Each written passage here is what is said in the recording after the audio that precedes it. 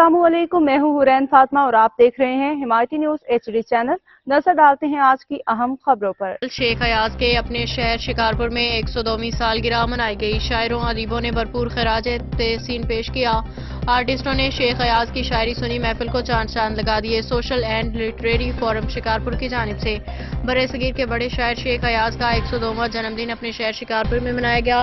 मौका पे खिताब करते हुए नामवर नकाद व अदीब अदील मेहर ने कहा कि शेख अयाज बहार की जानिब से शिकारपुर और सिंध को दिया हुआ तोहफा। शायर हसाम मैं ने कहा कि शेख अयाज के नसर और शेर दोनों ही खूबसूरत हैं। कॉलमिस्ट अमीर चांडियो ने कहा कि शिकारपुर और सिंध को शेख अयाज के जन्म पे बहुत बड़ा फख्र है।